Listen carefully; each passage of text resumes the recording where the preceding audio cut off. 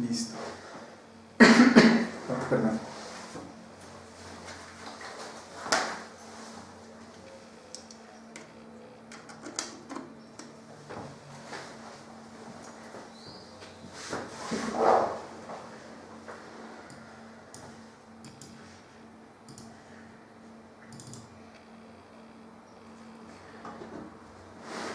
Ya hicimos una oración para poner este tiempo en manos del Señor, así es que vamos a proseguir, vamos a seguir adelante.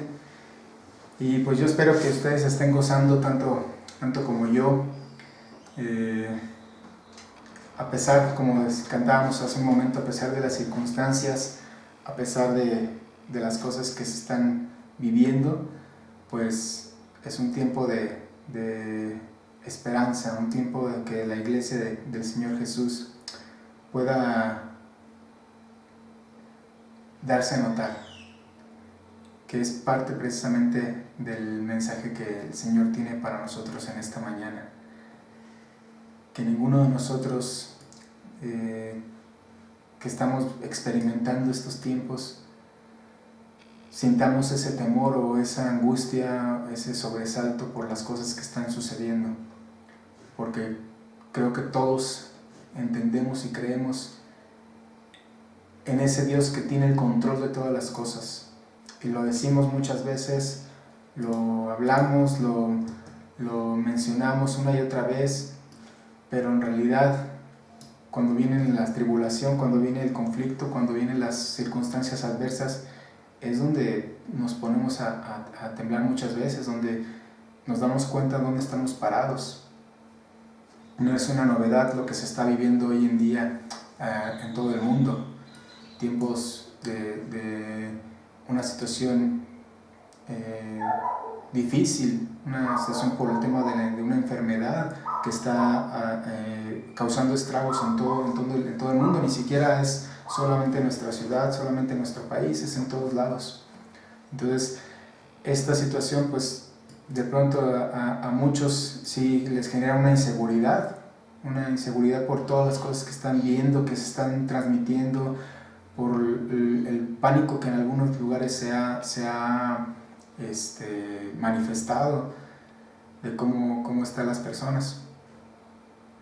Incluso a nosotros como hijos de Dios, pues nos puede llegar a suceder, nos puede llegar a afectar en nuestras emociones, en nuestros sentimientos, en un temor ahí que no lo podemos esconder. Y es muy natural porque como seres humanos, pues a todos nos afecta todo esto que se está viviendo. Es difícil sobrellevarlo cuando en todas partes te metes a las redes sociales y por todos lados se está hablando de esto, por todos lados se está hablando de lo que puede venir, y uno pudiera pensar que si las cosas fueran diferentes, pues entonces quizá yo me acercaría más a Dios. ¿Por qué lo digo? Porque pretextos siempre van a existir. Cosas que nos alejen de Dios siempre va a haber. Nosotros decidimos a cuáles de ellas les damos importancia y a cuáles no. No estoy diciendo que esta situación que se está viendo no sea importante, es importante. Pero ¿dónde está tu corazón? ¿Dónde está tu seguridad? ¿Dónde está tu confianza? Porque como decía hace un momento, muchas veces pensamos que las circunstancias que estamos viviendo nos pueden afectar y nos pueden afectar tanto que nuestra confianza y nuestra esperanza en el Señor se ve como menguando. Y uno se justifica. Sí, es porque estoy pasando por esta situación. Es que porque estamos viviendo estas cosas que están hoy en día. Y cuando no había una pandemia, cuando no había una enfermedad, era porque había escasez de dinero. Y cuando no había escasez de dinero es porque había mucho trabajo. Y cuando no había cuando había mucho trabajo es porque tenías un problema aquí, un problema allá. Y total que siempre hay un factor que no permite o que no nos deja el acercarnos cada día más a Dios. Y eso se convierte en un estorbo, mis hermanos, muchas veces, un estorbo para que nuestra relación con Dios pues crezca, sea fortalecida. Si decimos que creemos en un Dios que todo lo puede, un Dios que tiene el control de todas las cosas, hoy es el día. Hoy es el día en que hemos de demostrarlo, en que hemos de mostrarle al mundo si es cierto. Porque incluso leía yo unos comentarios que hacían algunas personas. ¿Dónde está Dios en estos momentos? Así como dice David en el Salmo 42, que le preguntaban, ¿dónde está tu Dios? Y veía cómo hacían comentarios acerca de aquellos, pues, de alguna forma charlatanes que han dejado en mal el nombre del Señor Jesucristo, milagreros que le ponen fechas a Dios para tal o cual día va a haber una reunión para hacer milagros, imagínense. ¿Y dónde están todos esos el día de hoy? Se pregunta la gente, ¿no? ¿Dónde están todos esos que se dicen ser enviados de Dios y hoy brillan por su ausencia quizá? O no lo tenían planeado con Dios ese asunto en estas fechas, los sorprendió.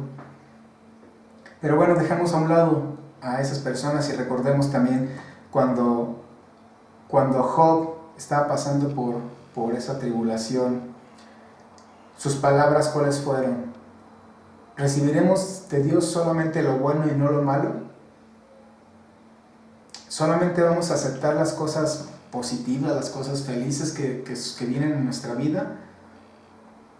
Y cuando viene una tribulación, ¿no la hemos de aceptar también como parte de la voluntad de Dios, del propósito de Dios para nosotros? ¿Qué hacemos con Romanos 8? ¿Qué hacemos con esa frase que una y otra vez la decimos y nos la sabemos de memoria y sabemos que a los que aman a Dios todas las cosas les ayudan a bien? Esto es, a los que conforme a su propósito son llamados. A los que aman a Dios todas las cosas les ayudan a bien. Si tú amas a Dios, ¿qué es lo que te está diciendo el Señor? Todas las cosas que vienen a tu vida, todo lo que está sucediendo, tiene un propósito para ti. Y esa es la finalidad de este mensaje el día de hoy, sacudirnos, porque el miedo que está imperando en la gente hoy en día, pues para ellos que no conocen a Dios es normal, es natural, pero para ti que conoces a Cristo Jesús, para ti que has tenido un encuentro con el Señor, con el Dios Todopoderoso, nosotros no podemos vivir de esa manera, no podemos estar con temor, no podemos estar viviendo con una inseguridad en nuestro corazón. Por eso el propósito es sacudirnos, no solamente del temor, no solamente del miedo, sino sacudir a una iglesia que posiblemente pueda estar dormitando, que pueda estar desaprovechando este tiempo. Porque pareciera que el llamado de las autoridades a quedarnos en casa se presta para, pues vamos a descansar, mira, nos dieron chance de irnos a nuestros hogares, a algunos a hacer home office, a otros a parar actividades, algunos como servidor pues seguimos laborando, pero parecieran tiempos como de flojera, de decir pues no hay nada que hacer, y es completamente ajeno a la realidad. Hay cosas por hacer en estos momentos como Iglesia de Jesucristo. No podemos quedarnos inmóviles ante la situación que está viviendo el mundo entero. Y tal vez te preguntes, ¿y yo cómo voy qué puedo hacer desde mi casa? Pues estoy metido ahí en mi casa. Y hay una frase que muchos cristianos hemos usado para algunos momentos cuando nos decimos, ¿qué hubiera hecho Jesús? ¿Qué hubiera hecho Jesús en este tiempo? ¿Qué hubiera hecho Jesús en estos momentos? Pues vamos a analizar lo que hizo el Señor Jesús en un momento de prueba y lo pondremos en el contexto de la comparación que hace Pablo con el Señor Jesucristo con respecto a Adán. y vamos a leerlo ahí en el capítulo 5 de Romanos, del libro de la carta a los Romanos, en el capítulo 5, versículos del 12 al 19, por favor.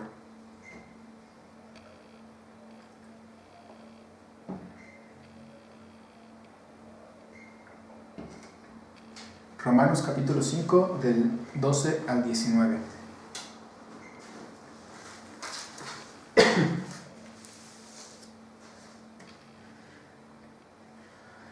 Dice la Escritura, vamos a leerlo.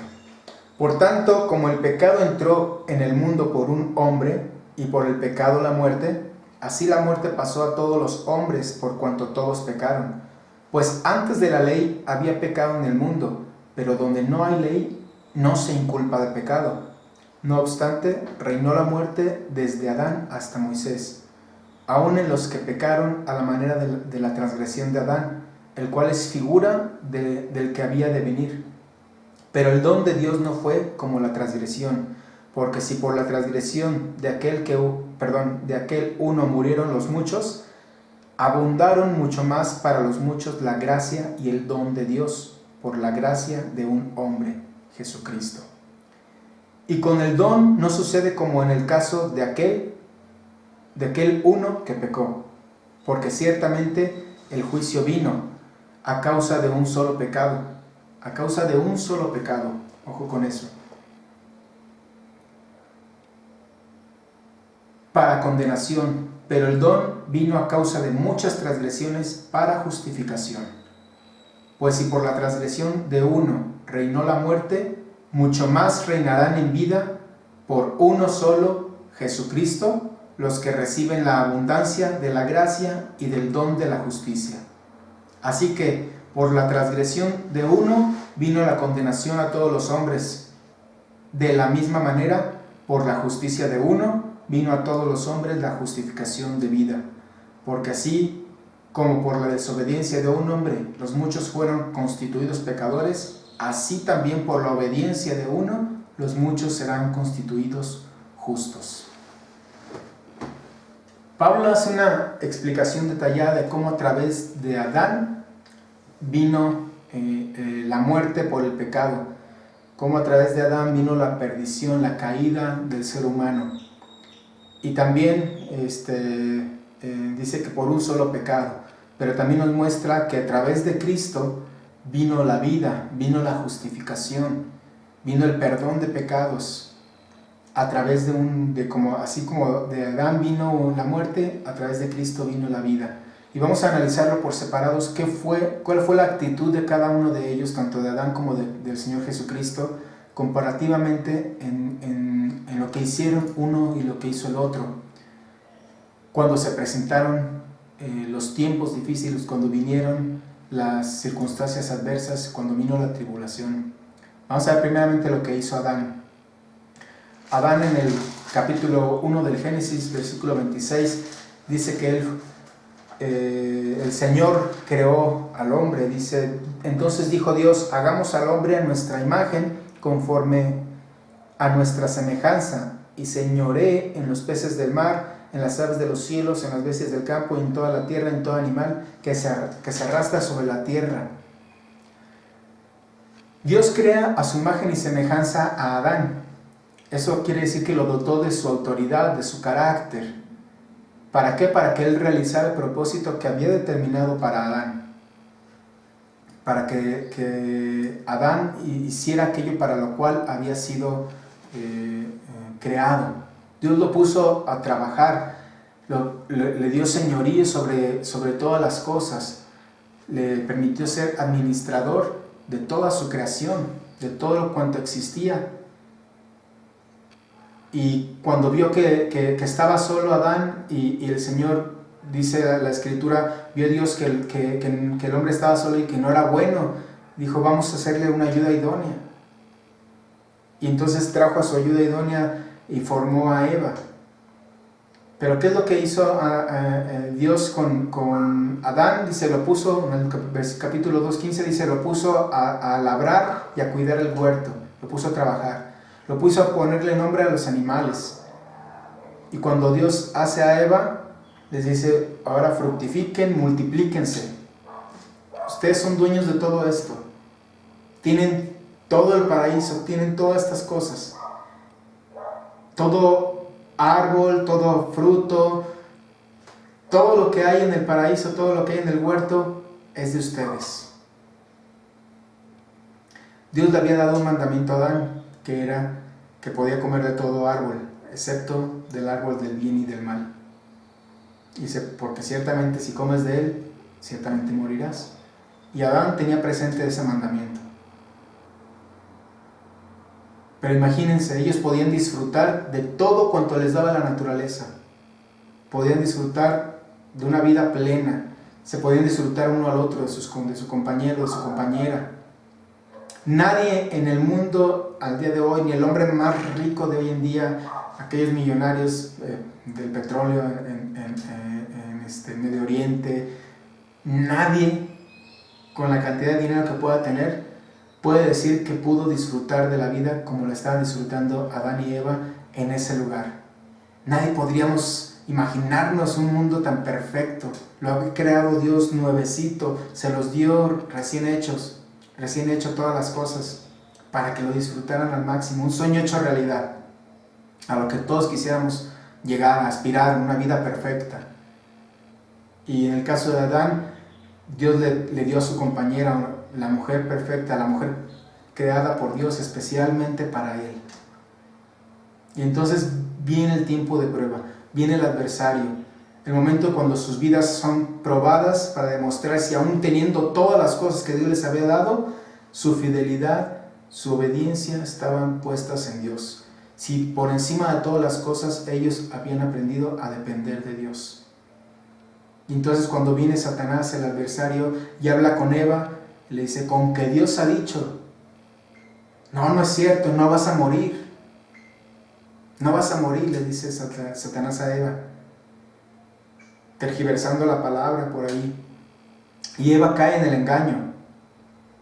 Pero ojo con esto, el mandamiento Dios se lo había dado a Adán. El mandamiento de Dios había sido directamente hacia el varón, que por cierto en ese momento pues brillaba por su ausencia. No aparece Adán en la escena, sino hasta más adelante, cuando va Eva con él. Y aún la raza humana teníamos esperanza hasta ese momento. Y Eva le comparte del fruto, un fruto prohibido que Adán sabía que no debía comer. Un momento crucial, un momento determinante para toda la especie humana, para toda la raza humana. Adán en ese momento podía haberse negado y decir tajantemente, no quiero, porque Dios me ha mandado que de ese fruto no podemos comer. Y quizá pues, ahí se hubiera terminado el problema, una reprensión quizá para Eva, no lo sé, no lo podemos saber. Pero ¿cuál fue la respuesta de Adán? ¿Quién le dice que no a su esposa cuando se le ofrece con tanto cariño, con tanto amor las cosas? ¿Quién le dice que no a su esposita cuando le dice, ¿comes o comes? ¿Quién le dice que no a la mujer perfecta? Y nosotros podemos decir, no, yo sí me hubiera mantenido. Yo sí lo hubiera hecho, yo me hubiera mantenido firme. Pero mire, la palabra Adán significa ser humano, viene de la palabra humanidad. Es por eso que nos representa a todos. Cuando Adán pecó, en él estábamos representados todos nosotros. Y cuando él cae, caímos todos nosotros. Adán también cayó cuando él comió. Y entonces ahí sí, dice la Escritura, que los ojos de los dos fueron abiertos. Cuando Adán cae, cuando Adán peca, es cuando entonces sí, dice, los ojos de ambos fueron abiertos, se dieron cuenta de las cosas. Cuando pecaron, entonces sí, cuando Adán pecó, es cuando ya viene la caída. Porque en él, en Adán, descansaba la autoridad. en Adán descansaba la autoridad, él se debía mantener firme en el mandato que Dios había dado y no lo hizo. La respuesta ante la prueba en medio de la bendición de parte de Adán fue desobediencia. Fue desobediencia. ¿Y cuál fue la consecuencia de esto? Pues la caída de la humanidad. Dice más adelante ahí en el Génesis 3, del 9 al 10, cuando Dios le habla a Adán, le dice, es que tuve miedo y me escondí. La desobediencia, el pecado trae consigo el miedo, el temor. Obviamente también el pecado trae como consecuencia la muerte, la separación del hombre y Dios, del Dios que lo creó. Una muerte espiritual. Y también eventualmente una muerte, una muerte física que vendría más adelante. Por eso es que nos dice ahí en Romanos, regresando a nuestro texto, en Romanos 5:12, dice, como el pecado entró al mundo por un hombre y por el pecado la muerte, así la muerte pasó a todos los hombres. Por un hombre entró y pasó a todos. Y más adelante por eso les decía lo que nos dice, por un solo pecado. Por un solo pecado la muerte entró en el ser humano y la caída fue inminente. Un solo pecado. Y aquí va completamente en contra de aquellos que creen que pueden llegar a perderse su salvación. Por eso es que es imposible que si Dios no nos sostiene, que si Dios no mantiene nuestra salvación, no nos preserva, ninguno va a poder ser salvo. Absolutamente nadie. Porque si un solo pecado nos condena, pues ¿cuántos pecados podemos llegar a tener al día que nos harían caer una y otra vez? Y nadie sería salvo, porque excepto el Señor Jesucristo, que se mantuvo sin pecado, todos los demás, dice la Escritura en Romanos, por cuanto todos pecaron y están destituidos de la gloria de Dios. Y dice la palabra de Dios también, que el que dice que no peca le hace a él mentiroso. Es por eso que si la salvación viene a nuestras vidas es por gracia, no es porque la merezcamos, no es porque nos la hayamos ganado, es porque dice la Escritura que el Señor es el dueño de la salvación y Él la da a quien Él quiere. Entonces vemos que Adán, teniéndolo todo, disfrutando de la vida perfecta, teniendo la pareja ideal, aún así no fue suficiente y pecó desobedeciendo. Ahora vamos a ver lo que hizo el Señor Jesucristo en comparación. Jesucristo, que nos dice en Filipenses 2, 6 y 7, ya lo conocemos este texto. Dice la Escritura, el cual, siendo en forma de Dios, no estimó el ser igual a Dios como cosa a que aferrarse, sino que se despojó a sí mismo, tomando forma de siervo, hecho semejante a los hombres. Jesucristo, Dios Todopoderoso, dice, no estimó el ser igual a Dios, sino que se despojó de sí mismo, tomando forma de siervo. Se hizo hombre. El Dios creador del universo, el Dios creador de todas las cosas, se hizo hombre. ¿Con qué propósito? Según lo que el ángel le dice a José, ahí en Mateo 1:21, dice, porque Él salvará al pueblo de sus pecados. Vino a salvar al pueblo de sus pecados.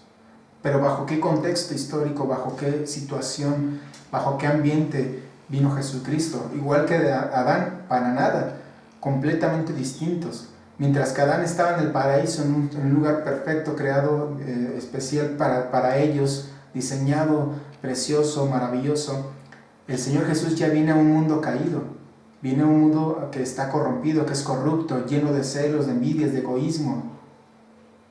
Un mundo donde el mal impera en el corazón de la gente. No nació en la opulencia, no nació en la abundancia, nació en un establo y lo colocaron en un pesebre. Desde su infancia él fue perseguido ya para matarlo, había quien deseaba su muerte ya. Y en su ministerio, a lo largo de su ministerio, podemos ver que fue traicionado, que fue abandonado por sus amigos, fue humillado, fue herido, fue traspasado, todo lo que nos habla ahí en Isaías capítulo 53. Y quizá mucha gente ha pasado por cosas parecidas, por situaciones similares en sus vidas, por pobreza, por abusos, por problemas en sus hogares, en sus trabajos, cosas que son difíciles, que son situaciones que se presentan en adversidad de nuestras vidas. Porque dijo el Señor Jesús que en el mundo tendríamos aflicción. Es una realidad, es algo que no vamos a poder evitar, que en este mundo vamos a tener aflicción. ¿Por qué? Porque la maldad está dominando este mundo.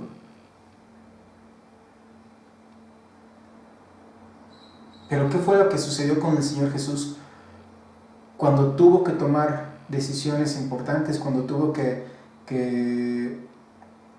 demostrar, cuando tuvo que pasar una prueba? Porque la prueba de Adán vino cuando él estaba, como mencionábamos, en el paraíso, en el jardín del Edén. Pero cuando Jesús empieza su ministerio, inmediatamente dice que es llevado por el Espíritu al desierto. Vamos a leerlo en Mateo 4. Mateo capítulo 4.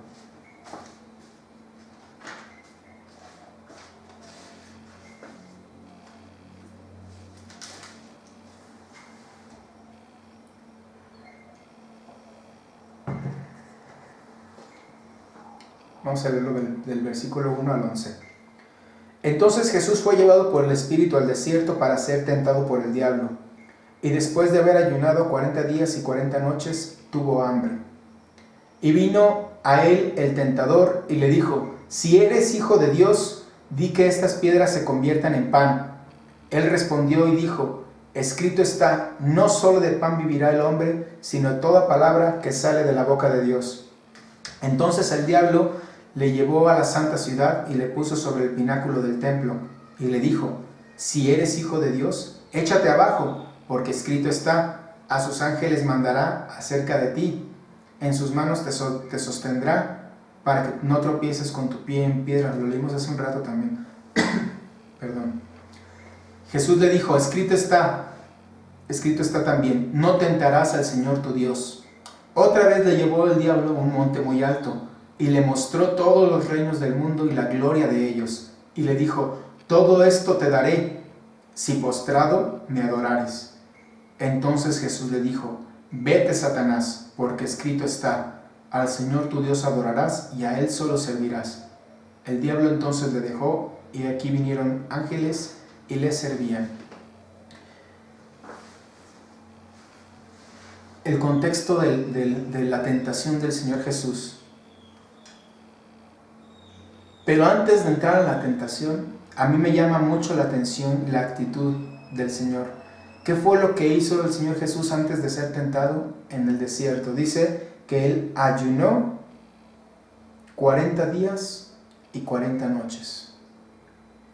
Él se preparó, Él se fortaleció, estuvo en ayuno, conociendo cómo era el Señor Jesús y los hábitos que tenía, que a lo largo de la Escritura nos muestran. Él oraba constantemente a su Padre. Él estuvo en ayuno y oración 40 días y 40 noches antes de que viniera Satanás, antes de que fuera tentado. Y lo tienta en las tres áreas cruciales en las cuales un hombre puede ser tentado. Primero, respecto a sus necesidades fisiológicas, a sus necesidades carnales. Le dice: haz que estas piedras se conviertan en pan. O sea, le está diciendo: haz un milagro para satisfacerte tú personalmente. Utiliza el poder que tú tienes para satisfacerte. En segundo lugar, la segunda tentación fue respecto al orgullo de la vida. Dice: échate abajo, lánzate. Tú y yo sabemos que no va a pasar nada, casi casi le dice, ¿no? Tú puedes hacerlo. Demuestra a todos quién eres. Ahí pegando en el orgullo de nosotros como hombres, pues a quién no le gusta ser visto, a quién no le gusta ser reconocido. Es una tentación fuerte. Muchos dicen, pues yo hago esto para la gloria de Dios, pero dista mucho de ser verdad, porque lo hacen para ser vistos, como lo que decían los fariseos, que tenían su recompensa, pues porque la gente los alababa, los reconocía, pero en sus corazones no había realmente esa disposición de hacer las cosas para Dios. Entonces Satanás le estaba tentando ahí, pues mira, tú tienes el poder y nada te va a pasar. Y la tercera tentación fue respecto a los deseos de los ojos, como nos habla también en las parábolas, la vanagloria de la vida.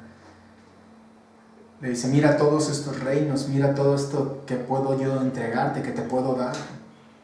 Mira todo esto que puede ser tuyo, te lo doy. Nada más adórame. Adórame. Recordemos que Jesús venía de un hogar donde su padre era un carpintero.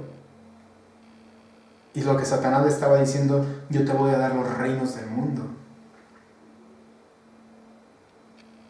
Sin embargo, la respuesta de Jesús ante cada una de las tentaciones que pone Satanás, para cada una de ellas responde con la autoridad que da la misma palabra de Dios. Y lo hemos estudiado muchas veces también. Primeramente le responde a la primera tentación, no solo de pan vivirá el hombre, sino toda palabra que sale de la boca de Dios.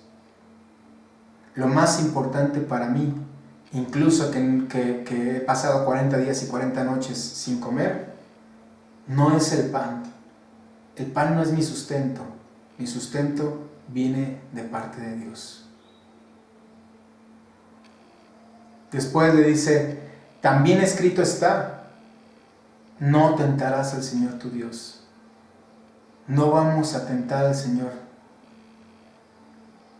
Hoy estamos viviendo una pandemia y nos dice la autoridad, quédese en sus casas. Y muchos pueden llegar a pensar, es que yo voy con el Todopoderoso. Sí, vamos con el Todopoderoso. Pero ¿qué pasó con el pueblo de Egipto? Cuando el pueblo de Israel estaba en Egipto, que iba a pasar el ángel de la muerte, el ángel exterminador, matando a los primogénitos. Dios les dijo, quédense en sus casas, pongan la sangre en los dinteles, en las ventanas, etc. ¿Para qué? Para que cuando pase por ahí no toque su casa. Pero ¿qué se hubieran dicho a estos hombres? Sí, yo sí creo, pero pues yo soy judío, yo soy hebreo. En aquel entonces todavía eran hebreos. Dice, yo soy hebreo, a mí no me va a pasar nada, porque yo creo en el Dios Todopoderoso. Pero no pintaban con sangre del cordero en los dinteles ni en las ventanas. ¿Qué iba a suceder? Iban a morir también. No podemos tentar al Señor. Aún sabiendo que el Señor está con nosotros, no podemos ser soberbios, no podemos ser imprudentes, ser insensatos. Porque tenemos un mandamiento de parte de Dios. Incluso ahora que las autoridades están haciendo este llamado, no podemos echarle un saco roto y hacer de cuenta como que no nos rigen ellos. Dice la palabra de Dios en Romanos también, que las autoridades que están establecidas por Dios han sido establecidas. Debemos obedecer a nuestras autoridades. No debemos ser en este sentido negligentes, porque si bien primero está Dios para nosotros y es una realidad, ellos no nos están prohibiendo que prediquemos la palabra de Dios, ellos no nos están prohibiendo que oremos, no nos están prohibiendo que nos reunamos, nos están diciendo, cuidado, por el bien y la salud de todos, es mejor que ahorita no haya reuniones de varias personas. Por sensatez y por prevención para todo nuestro país, para todo el mundo en general. Entonces el Señor Jesús le responde también lo que estaba escrito, le dice: no tentarás al Señor tu Dios. Y la tercera respuesta que le da a Satanás, también basada en las Escrituras, porque Satanás era muy hábil, ¿no? Tergiversando la palabra, pero el Señor Jesús, que conocía las Escrituras, le responde: escrito también está, al Señor tu Dios adorarás y a Él solo servirás. No hay nadie más a quien honrar, adorar, dar honra y gloria que al Dios Padre Todopoderoso, al Señor y Dios. Entonces la respuesta en el momento de la prueba que nos dio Jesucristo, ¿cuál fue? La obediencia a Dios en todo momento. Obedecer a Dios en todo momento, en todo tiempo. Y como consecuencia de esta obediencia,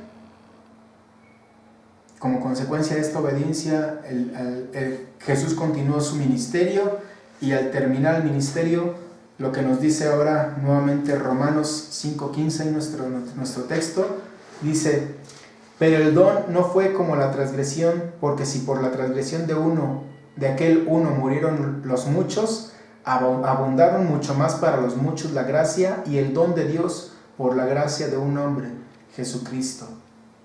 Vino la gracia a nuestra vida. Ahora a través de Cristo nosotros somos perdonados, nosotros tenemos vida. Ahora a través de Cristo nosotros hemos sido redimidos, hemos sido salvados. A través de Cristo hemos sido justificados delante del Padre. De hecho, ese es el contexto en el capítulo 5 de la carta a los Romanos, la justificación que alcanzamos por la obra redentora de Jesucristo en la cruz. Que ahora nuestra acta de delitos ya fue clavada en la cruz y los pecados que nosotros teníamos fueron borrados. Delante del Padre hemos sido justificados por la obra redentora de Cristo Jesús. Entonces podemos analizar una comparación entre lo que hizo Adán y lo que hizo el Señor Jesús. Vemos las diferencias, que aunque Adán estuviera en medio del jardín del Edén disfrutando de lo mejor, aún así falló en obedecer a Dios. Y mientras que el Señor Jesús, viviendo en un mundo caído, naciendo en condiciones muy humildes y estando en pleno desierto, en plena adversidad, con la aflicción, Él no falló en obedecer a Dios. Así que no podemos decir que es por lo que tenemos o por lo que no tenemos. Así que no podemos decir que es por las circunstancias favorables o desfavorables que vivimos. No podemos justificarnos o poner pretextos diciendo que cuando cambien las cosas, cuando sean mejores las circunstancias, cuando todo esté mejor en mi vida, entonces sí yo me voy a meter más con Dios. Señor, si tú me cumples esto, yo te voy a servir más, yo voy a orar más. No se trata de hacerlo cuando las cosas van bien. Lo acabamos de cantar. Esta paz, este gozo, no es porque todas las cosas me vayan bien. Sea en abundancia, sea en escasez, sea en salud, sea en enfermedad. Porque no dudo que pueda haber cristianos a los que también les llega a pegar esta enfermedad que se está viviendo. Incluso algunos que puedan llegar a morir si se da el caso. Como aquel pastor que nos mencionaba hace 15 días, creo fue Nicolás, nuestro hermano Nicolás. Ese hombre que ya un hombre entrado en años, pero con la plena convicción y su seguridad estaba en Cristo Jesús. ¿Y qué fue a hacer? Fue a predicarle la palabra a los enfermos. A que está allá no sé si fue en Italia, en Francia, ¿dónde fue? pero fue a predicarle la palabra a los enfermos, y el testimonio que daba este médico que lo narraba decía: ahora nosotros somos convertidos por el testimonio de ese pastor. ¿Por qué? Porque nosotros pudimos ver la pasión con que él fue a predicar el evangelio a esas personas, aún él estando enfermo, y que después falleció. No podemos esperar que las circunstancias cambien a nuestro favor para entonces sí decir: ahora sí, Señor, te voy a servir. Ahora sí, Señor, voy a meterme más en oración. Ahora sí voy a hacer lo que tú me estás pidiendo que yo haga. La obediencia marca la diferencia. La obediencia debe de ser en todo momento. Y este es un gran tiempo, un gran momento para que nosotros, como dice la Escritura también, por lo que padeció el Señor Jesucristo, Él aprendió la obediencia. Que ahora nosotros, por lo que llegamos a padecer, a vivir en estos tiempos, aprendamos a obedecer. Aprendamos a vivir sujetos a nuestro Dios, confiando siempre en el Señor. Recordemos lo que leíamos hace un rato. Por el pecado de Adán entró el temor, entró el miedo a su vida. Pero en Cristo las cosas han sido transformadas. En Cristo con Cristo vino, o más bien Él nos ha dado la vida. Él ha vuelto a hacer que fluya en nosotros vida nueva, vida abundante. Ya nosotros no podemos vivir con el miedo ni siquiera a morir, a que nos pegue una enfermedad. Si nos pega, Dios bendito sea el Señor, como decía Job. En medio de la tribulación yo voy a seguir alabando a Dios. Si no me da la enfermedad, gloria a Dios. Si me llega a tocar, gloria a Dios. ¿Por qué? Porque aún así mi confianza y mi fe no van a menguar. Voy a seguir adelante confiando en el que me ha salvado, porque lo más importante, que es mi salvación, ya me la ha dado el Señor. Ya me la ha otorgado Él.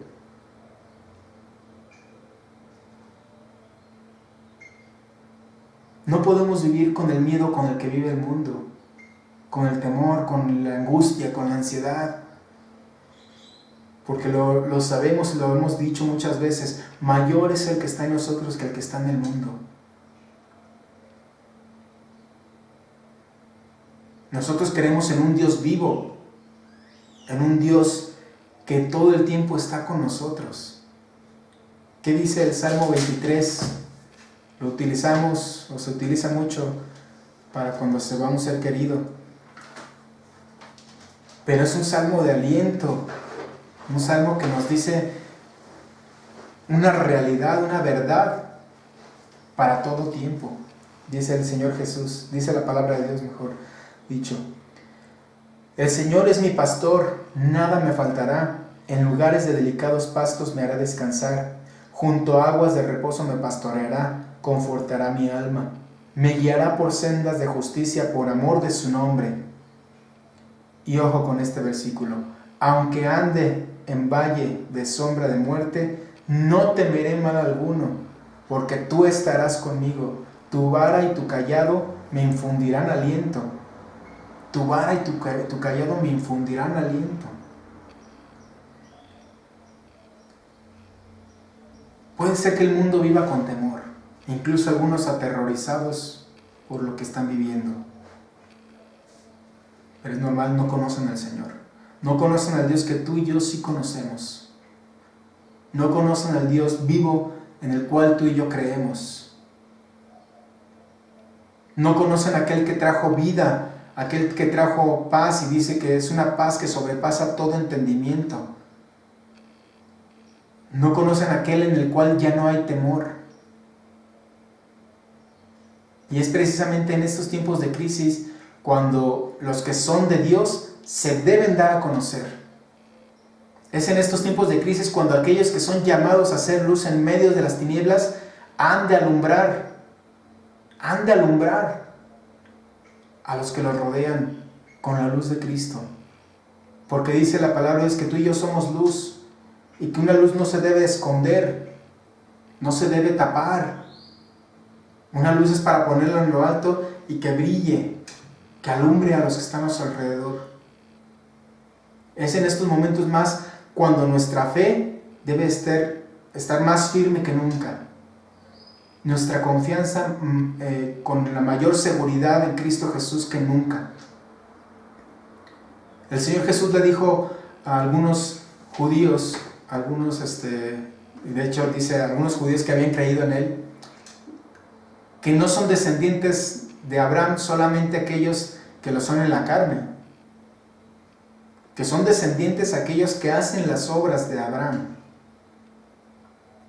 Y Pablo lo confirma más adelante en su carta también a los romanos, cuando les dice que no es judío el que lo es exteriormente.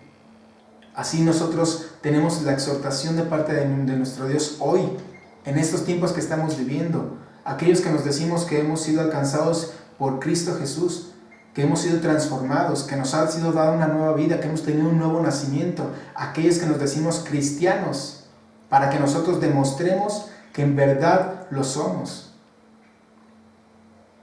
Que en verdad seamos esa luz que transmita esa paz, esa seguridad, esa confianza a los que nos rodean. Y no te digo que salgas a las calles para que les muestres a todos tu seguridad. Por supuesto que no. No vamos a ser insensatos. Hay que ser prudentes, como el pastor nos decía hace una semana.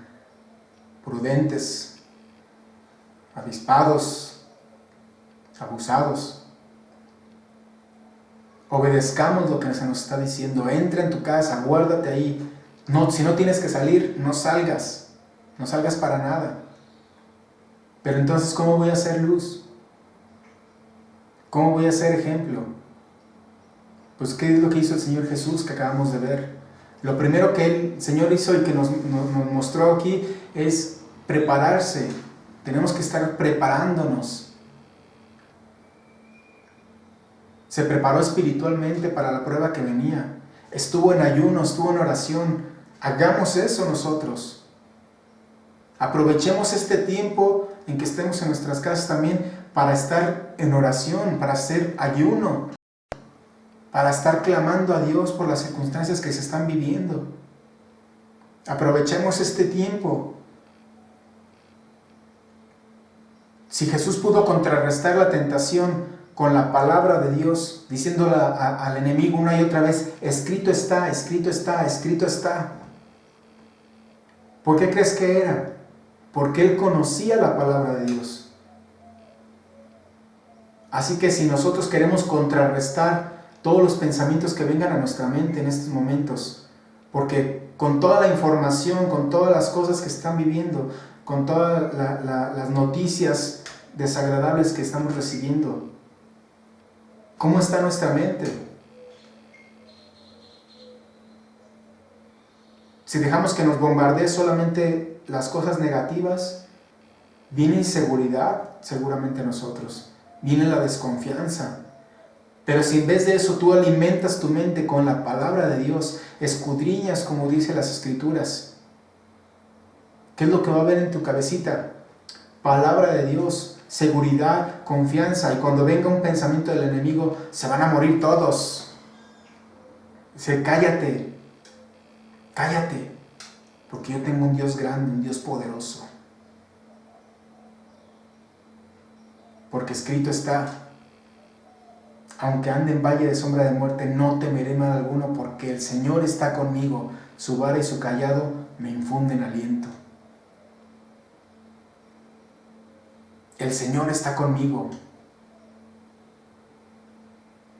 Pero es necesario que nos preparemos en estos tiempos también, que aprovechemos para orar, para leer, para meternos con Dios en estos momentos, para cuando sea necesario abrir nuestra boca, hablar con alguien, que esa persona, si tiene temor, tú le infundas esa paz, esa seguridad, porque hoy más que nunca la gente va a necesitar de Cristo Jesús. Así es que la iglesia no puede estar desaprovechando estos momentos. No es un tiempo para estar solamente descansando, acostados, viendo la televisión. Es un tiempo que debemos aprovechar para meternos con el Señor, para clamar a Él, para escudriñar su palabra. ¿Qué mejor momento de los que hemos vivido que un momento cuando toda la gente está insegura, está necesitada de una palabra de esperanza, una palabra de aliento? Aquellos que no tienen paz en su corazón, que tú puedas brindar esa paz en el corazón de las personas, diciéndoles: Cristo vive, Cristo puede darte esa seguridad, esa paz que tú necesitas.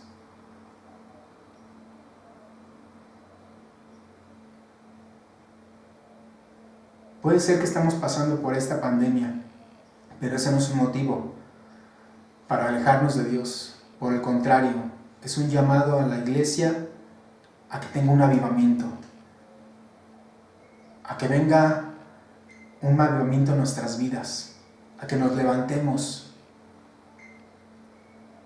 Es un llamado a la iglesia a sacudirse, a no dormitar en estos tiempos, a que veamos la necesidad de la gente.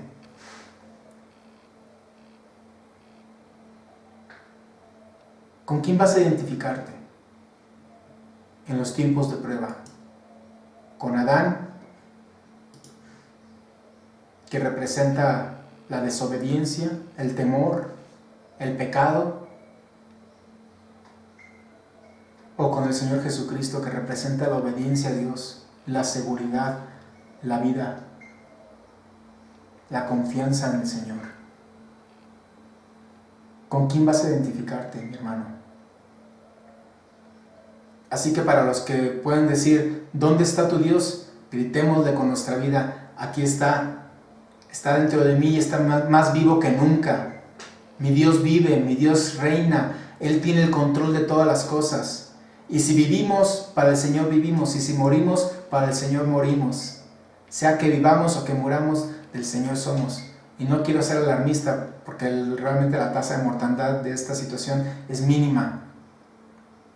Pero mucha gente está con los nervios de punta porque piensa que todo el mundo nos vamos a morir. Pero nuestra seguridad no debe de flaquear. No debe de flaquear, mi hermano. Porque somos del Señor. Es un buen tiempo, es una buena oportunidad para servir a Dios, para estar en nuestras casas orando, leyendo, ayunando, sujetándonos a nuestro Dios, y por qué no también a nuestras autoridades en estos momentos. Yo te exhorto, te animo, mi hermano, a que tu fe no caiga, a que no tengas temor en tu corazón, que no tengas miedo, a que tengas la seguridad, la confianza de que Cristo está contigo, de que Cristo está en ti. Así que ánimo, mi hermano, ánimo, porque aunque ande en valle de sombra de muerte, no temeré mal alguno, porque tú estás conmigo, tu vara y tu cayado me infundirán aliento. Gracias, Señor. Dios está contigo, amigo. No temas ni desmayes, y sé luz para los que están a tu alrededor. Que Dios te bendiga y que esta palabra traiga paz a tu corazón, traiga aliento a tu vida. Y antes de terminar, bueno, este ha sido el mensaje de parte de Dios para nuestras vidas, y vamos a terminar y vamos a despedirnos con una alabanza, si me permiten un momento.